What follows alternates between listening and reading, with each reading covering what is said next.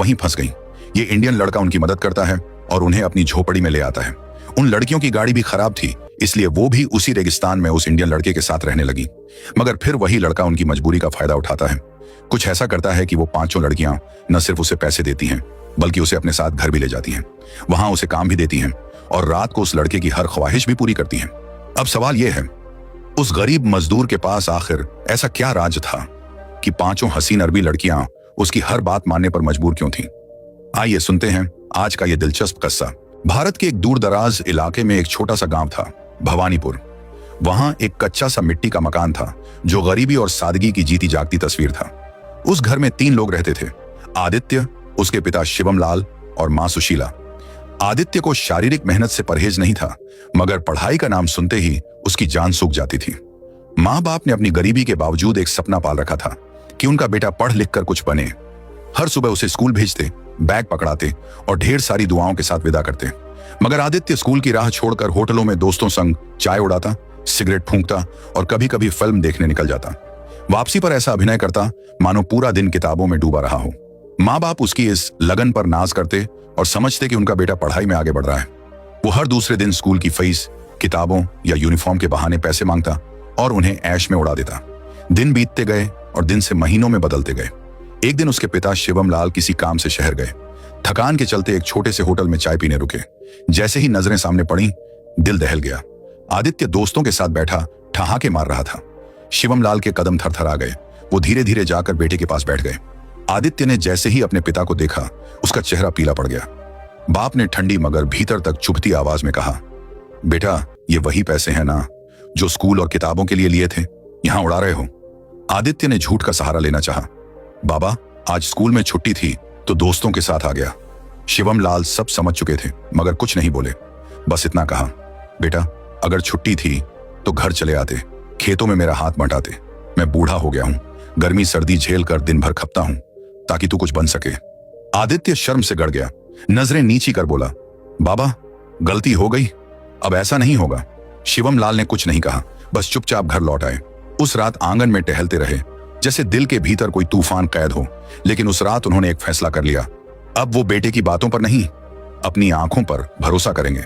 घर पहुंचते ही शिवम लाल का सब्र टूट गया। उन्होंने बेटे का बाजू पकड़कर कहा, आदित्य, तुमने कहा था कि कल स्कूल में छुट्टी थी, लेकिन हकीकत यह है कि तुम पिछले 1 साल से स्कूल गए ही नहीं। आखिर क्यों? हमने तुम्हें किस चीज की कमी दी थी? उनकी आवाज भर्रा गई।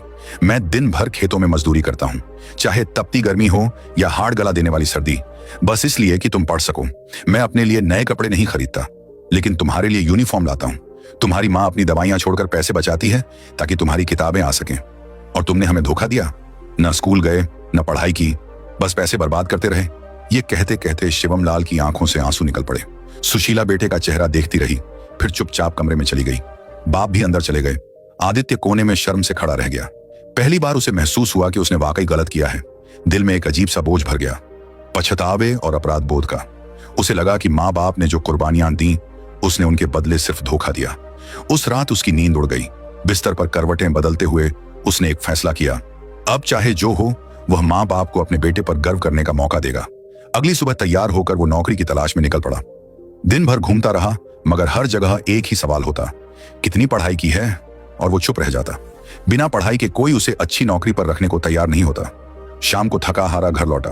सोचने लगा, अगर पढ़ लिख कर कुछ नहीं बन सका तो कम से कम मेहनत से कमाकर घर पर बोझ तो न बनूं। अगले दिन से उसने मजदूरी शुरू कर दी। कभी ईंटें ढोई, कभी ठेला खींचा। जो भी कमाया मां के हाथ पर रख दिया। माँ बाप ने मुस्कुरा कर लिया, लेकिन मन में एक टीस रह गई। उनका बेटा मजदूर बन गया, जबकि सपना तो अफसर बनाने का था। कुछ दिन बाद शिवम लाल और सुशीला के बीच बात हुई। बच्चा अब संभल गया है, लेकिन यहां मजदूरी से न घर चलेगा, न इसका भविष्य बनेगा। क्यों न इसे विदेश भेज दें, शायद वहां कुछ कमा सके। आदित्य ने यह सब चुपचाप सुन लिया। रात भर सोचता रहा, अगर दुबई चला जाऊं, भले ही मजदूरी करनी पड़े, लेकिन वहां की कमाई यहां से कई गुना ज्यादा होगी। अम्मा की इच्छाएं पूरी हो सकेंगी। अब्बा को खेतों में इतनी मेहनत नहीं करनी पड़ेगी। अगली सुबह उसने माँ बाप से कहा, अम्मा, अब्बा, मैं तैयार हूं, बस आप लोग इंतजाम कर दो, मैं विदेश जाऊंगा। शिवम लाल ने कहा, पहले कागजात बनवा लो, फिर बाकी बंदोबस्त में देख लूंगा। आदित्य ने सब कुछ जल्दी से करवा लिया, लेकिन सबसे बड़ी रुकावट पैसे थे। शिवम लाल के पास इतना पैसा नहीं था। आखिरकार उन्होंने दिल पर पत्थर रखकर अपनी पुश्तैनी जमीन का एक छोटा सा टुकड़ा बेच दिया। कुछ ही हफ्तों में आदित्य दुबई पहुंच गया। वहां एक पुराने जानकार मजदूर के पास रुका। जुबान भी नई थी, माहौल भी अनजान, लेकिन उसने हिम्मत नहीं हारी। कुछ दिनों बाद उसे मजदूरी मिलने लगी। कभी सामान उठाता, कभी सफाई करता, कभी बाग में काम करता, लेकिन तनख्वाह इतनी कम थी कि बमुश्किल अपना गुजारा होता। माँ बाप को भेजने के लिए कुछ बचता ही नहीं था। दिल में सिर्फ एक तमन्ना थी, ऐसा काम मिले जिससे माँ बाप की सारी तकलीफें खत्म हो जाएं। एक दिन एक दोस्त ने कहा, एक काम है, मुश्किल जरूर है, मगर तनख्वाह बहुत अच्छी है। अगर कर सको तो माँ बाप की हर ख्वाहिश पूरी हो सकती है। आदित्य ने तुरंत कहा, बताओ क्या काम है, मैं हर चीज करने को तैयार हूं। दोस्त ने बताया, यहां से बहुत दूर एक वीरान इलाका है, वहां एक बड़ा फार्म है, खजूरों का बाग है, साथ में ऊंट और बकरियां भी हैं। उनकी देखभाल करनी है। जगह सुनसान है, लेकिन तनख्वाह 4-5 हजार दिरहम मिलेगी। आदित्य ने बिना सोचे हाँ कर दी।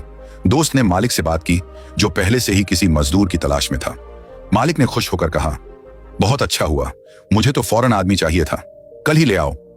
अगले दिन अमीराती मालिक खुद गाड़ी लेकर आया और आदित्य को साथ बिठाकर रवाना हो गया। आदित्य खिड़की से रेगिस्तान को देखता रहा और दिल में एक ही सवाल घूमता रहा, आखिर ये जगह कब आएगी। गाड़ी शाम को चली थी और अब सुबह का सूरज निकल आया था, मगर मंजिल अभी भी नहीं आई। आदित्य घबरा गया, ये वाकई बहुत दूर है, जैसे दुनिया से कटा हुआ कोई कोना। वो पूरे रास्ते चुप रहा, कभी खिड़की से सन्नाटे से भरे रेगिस्तान को देखता, कभी आंखें बंद करके माँ बाप को याद करता। अब्बा अब भी खेतों में पसीना बहा रहे होंगे, अम्मा अपनी दवाई छोड़कर पैसे बचा रही होंगी, और मैं किसी अजनबी सहरा में चला जा रहा हूं। आखिरकार एक दिन और रात के लंबे सफर के बाद वो एक वीरान जगह पहुंचे। चारों तरफ रेत ही रेत, सूखे पेड़ और खामोशी का आलम था। न कोई इंसान, न कोई परिंदा, न कोई आवाज, सिर्फ सन्नाटा।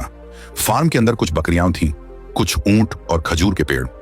मालिक ने गाड़ी से राशन का थैला उतारा, दाल, चावल, सब्जियां और पानी के गैलन, और कहा, यह 15 दिन का राशन है, अगली बार मैं 15 दिन बाद आऊंगा। खजूर और जानवरों की जिम्मेदारी तुम्हारी है। इतना कहकर वो वापस चला गया। अब आदित्य अकेला था। पहली बार उसे जोर से एहसास हुआ कि वो कितनी वीरान जगह पर आ गया है। उसने मोबाइल निकाला, स्क्रीन पर लिखा था, नो सिग्नल। उसके हाथ कांप गए, न इंसान न फोन। मैं कहां आ गया हूं? दिल चाहा भाग निकले, मगर फिर सोचा, यहां पहुंचने में गाड़ी को पूरा एक दिन लगा, पैदल चला तो महीनों लग जाएंगे, और रास्ते में भूख प्यास से जान चली जाएगी। उसने गहरी सांस ली और खुद से कहा, अब यहीं रहना है, जैसे भी हो। कुछ ही दिनों में वो रोजमर्रा के कामों का आदी हो गया। खजूरों की सफाई, बकरियों का चारा, ऊंटों को पानी। वक्त के साथ फार्म कोई कैद खाना नहीं रहा, बल्कि उसका ठिकाना बन गया। 1 साल बीत गया। कभी कभी जब दिल घबराता तो वो फार्म के पीछे वाली छोटी सी पहाड़ी पर चढ़ जाता। वहां कभी कभी मोबाइल में थोड़ा सा सिग्नल आता और वो माँ बाप से बात कर पाता। वही कुछ पल उसका सहारा बनते। एक रात तेज आंधी और बारिश में वो सो रहा था कि अचानक चीखने की आवाजों से उसकी नींद टूट गई। वो घबरा गया। इस सुनसान सहरा में रात के इस पहर कौन चीख रहा है? उसने खिड़की से झांका तो दूर गाड़ी की हेडलाइट्स दिखी। दिल ने कहा, शायद मालिक आया हो और बारिश में फंस गया हो। वो तेजी से भागा। अंधेरे और बारिश में दौड़ते हुए जब गाड़ी के पास पहुंचा तो 4-5 परछाइयां नजर आईं। दिल में डर सा आया, ये कौन हो सकते हैं? कहीं खतरा तो नहीं? लेकिन जैसे ही उसने लड़कियों की चीखें सुनी, उसका दिल पिघल गया। ये तो लड़कियां हैं, मुश्किल में हैं। वो पास जाकर बोला, बहन जी क्या हुआ, क्यों चिल्ला रही हैं? लड़कियां कांपती हुई बोली, शुक्र है कोई इंसान तो मिला, हमें लगा कोई जानवर आ जाएगा। हम रास्ता भटक गए हैं, मोबाइल में भी सिग्नल नहीं और गाड़ी भी बंद हो गई है। आदित्य ने उन्हें तसल्ली दी, घबराइए मत, मेरे साथ आइए, वहां मेरा रहना है, बारिश से भी बच जाएंगी और थोड़ा आराम भी मिल जाएगा। वो सब उसके साथ चल दी। फार्म पर पहुंचकर उसने उन्हें पानी दिया, दिलासा दिया और कहा, अब आप सब महफूज हैं, सुबह होते ही मैं रास्ता दिखा दूंगा। उसके पास सिर्फ एक कंबल और एक तकिया था। दोनों उसने लड़कियों को दे दिए और खुद कोने में बैठकर रात भर पहरा देता रहा। बाहर तूफान था, मगर उसके दिल को अंदर से एक अजीब सुकून मिला। इतनी तन्हाई के बाद आज इंसानों की आवाज सुनने को मिली। पूरी रात आदित्य कमरे के एक कोने में बैठा रहा। बाहर तूफान और आंधी का शोर था, मगर उसके दिल में बरसों बाद एक अजीब सुकून था, इंसानों की मौजूदगी का एहसास। 5 लड़कियां थक कर सो चुकी थीं, लेकिन वो जागता रहा। कभी उनके चेहरों को देखता, कभी मन ही मन सोचता, शुक्र है आखिरकार कोई बात करने वाला, कोई सुनने वाला तो मिला, वरना पिछले 1.5-2 सालों में उसके पास सिर्फ अमीराती मालिक आता था। वो भी हर 15 दिन में एक बार राशन देता और तुरंत चला जाता। ये पहला मौका था जब किसी ने उसके साथ एक रात गुजारी, और वो भी बिना किसी लालच के।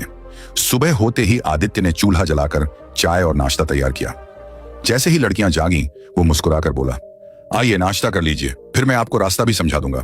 लड़कियां हैरान रह गईं। इतने कम साधनों में भी उसने उनके लिए नाश्ता बना दिया था। सबने चाय पी, थोड़ा बहुत खाया और फिर कहा, हमें गाड़ी तक पहुंचा दीजिए। रात को तूफान में हम पैदल ही आपके साथ आ गए थे। जब वो सब गाड़ी के पास पहुंचे तो देखा कि गाड़ी रेत में ढंसी हुई थी। बार बार स्टार्ट करने की कोशिश की गई, धक्का लगाया गया, बोनट खोला गया, मगर कोई फायदा नहीं हुआ। लड़कियां मायूस हो गईं। आदित्य ने मन ही मन शुक्रिया कहा, चलो एक रात और साथ रहेंगे। लड़कियों ने उससे कहा, कुछ कीजिए ना, गाड़ी चलवा दीजिए। आदित्य हल्की मुस्कान के साथ बोला, मैं कोई मिस्त्री तो हूं नहीं, कोशिश की मगर कुछ हुआ नहीं। फिर उसने समझाया, मेरे मालिक को आए हुए आज 10 दिन हो चुके हैं। वो हर 15वें दिन आता है, हो सकता है अगले 5-6 दिन में आ जाए।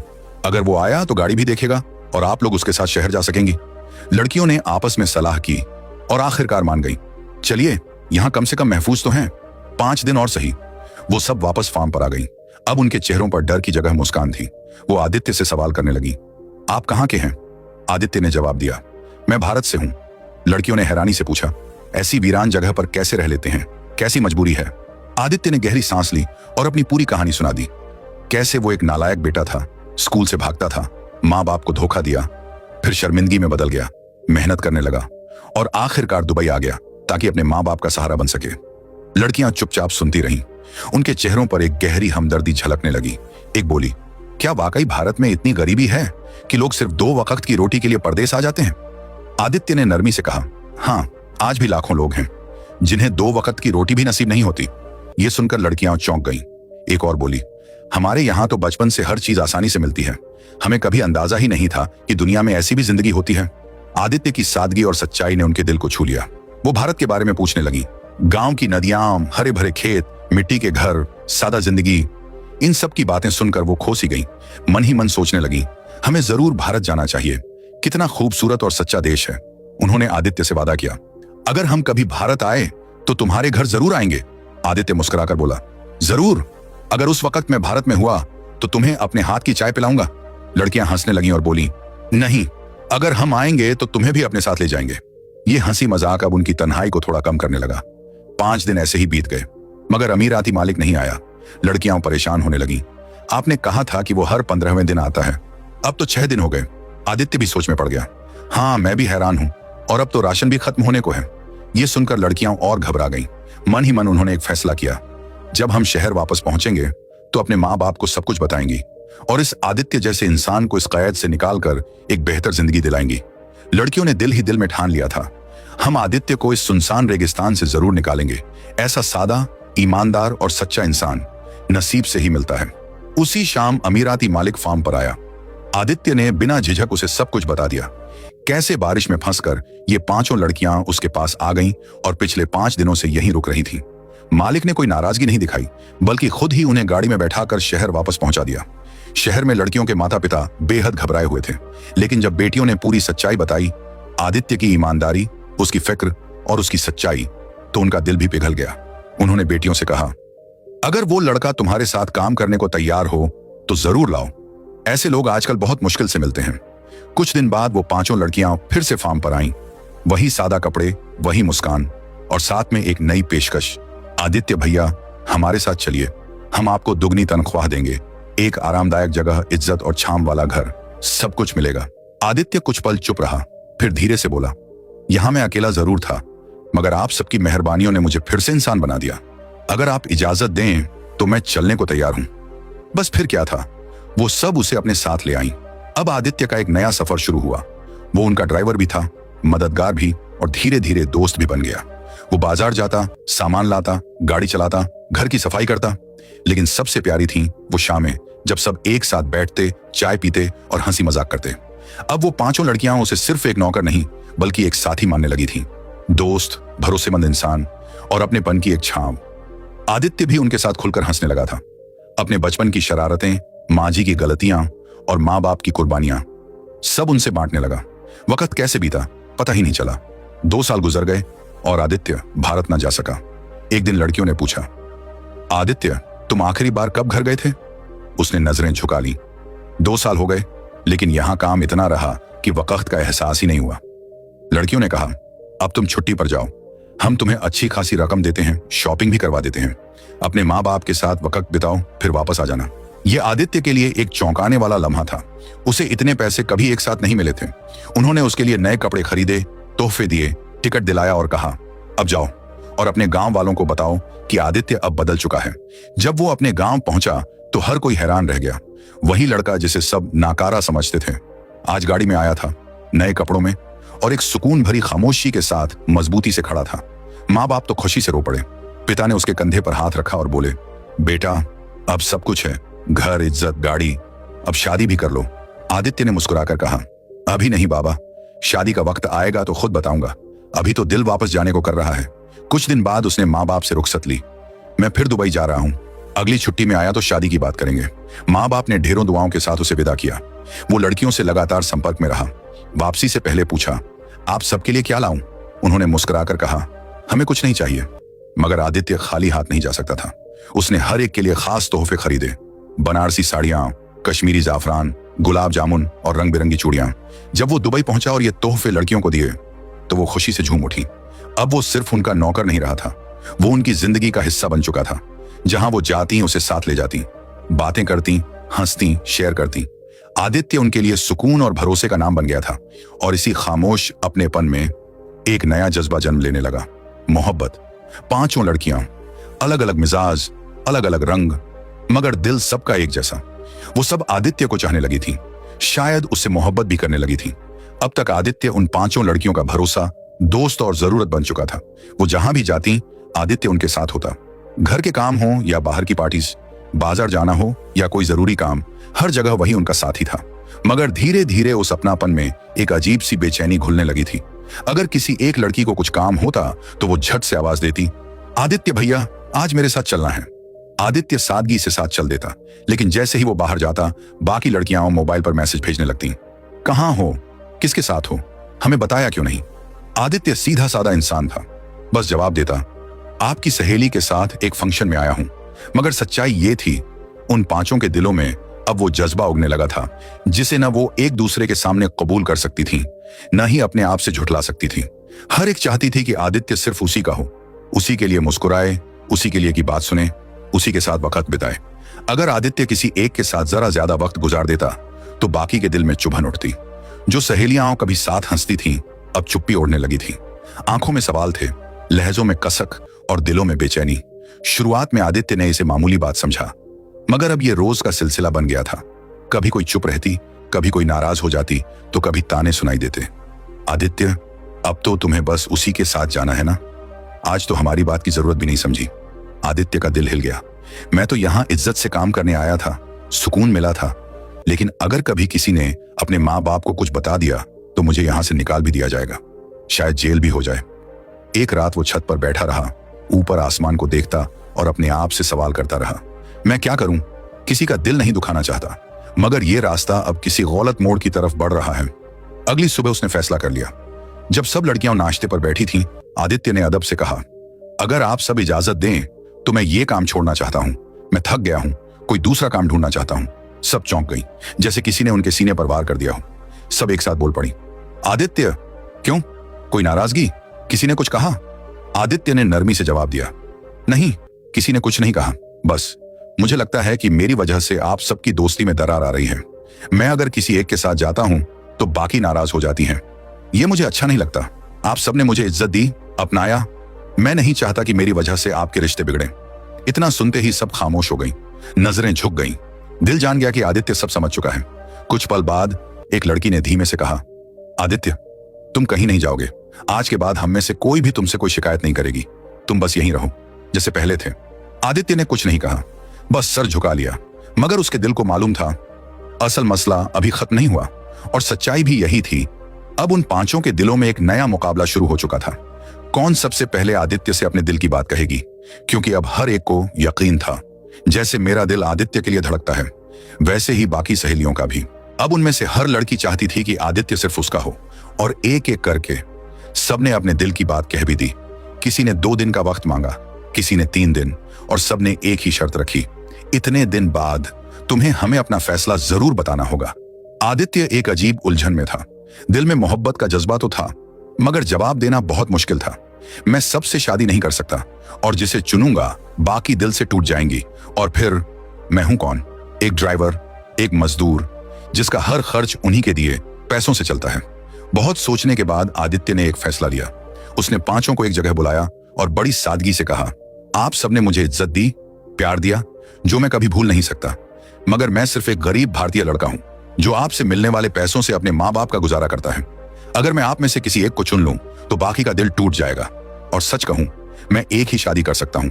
न दिल इजाजत देता है, न धर्म और न ही हालात। ये सुनकर सब चुप हो गईं, नजरें झुक गईं और पहली बार पांचों के चेहरों पर एक ही सवाल था, हम क्यों हारे और कौन जीते? उस रात आदित्य अपने कमरे में देर तक जागता रहा। मन में एक ही ख्याल था, इन सब में एक है जो बाकियों से बिल्कुल अलग है, खामोश, धीमी आवाज में बोलने वाली और सबसे ज्यादा मेरा ख्याल रखने वाली। आदित्य उसे दिल दे बैठा था। उसने रात के सन्नाटे में हिम्मत जुटाई, उसे फोन किया और कहा, एक जरूरी बात करनी है, क्या मिल सकती हो? वो बिना कुछ पूछे तुरंत आ गई। आदित्य ने उसके सामने सच्चाई रख दी। मैं तुमसे सच्ची मोहब्बत करता हूं। अगर तुम भी मुझे चाहती हो तो शादी कर लेते हैं और आज रात ही भारत निकल चलते हैं। लड़की कुछ पल खामोश रही, फिर धीमे से बोली, मैं अपने माँ बाप को मना सकती हूँ कि मैं तुमसे शादी कर रही हूँ, मगर वो ये कभी नहीं मानेंगे कि मैं भारत जाकर रहूं। आदित्य ने उसकी आंखों में देखकर कहा, अगर तुम मुझे सच्चा प्यार करती हो तो तुम्हें कुर्बानी देनी होगी। मुझे तुम्हारा पैसा नहीं चाहिए, बस तुम चाहिए। लड़की की आंखों में आंसू आ गए। वो बोली, अगर तुम मेरे लिए अपना धर्म छोड़कर हिंदू बनने को तैयार हो तो मैं भी तुम्हारे साथ अपनी जमीन, अपना ऐशो आराम छोड़कर भारत चलने को तैयार हूं। आदित्य ने उसका हाथ थामकर कहा, अगर तुम मेरी मोहब्बत में इतनी बड़ी कुर्बानी दे सकती हो तो मैं भी तुम्हारे लिए हिंदू धर्म कबूल करता हूं, दिल से। वहीं बहुत सादगी से दोनों ने शादी कर ली। अगले ही दिन वो भारत पहुंच गए। आदित्य ने माँ बाप के कदम छुए और कहा, यही है मेरी हमसफर, मेरी बीवी और मेरी जिंदगी का सबसे बड़ा सच। माँ बाप की आंखें खुशी से छलक उठी। उन्होंने बहू को गले से लगाया और कहा, ये वही लड़की है जिसने हमारे बेटे को इंसान बना दिया।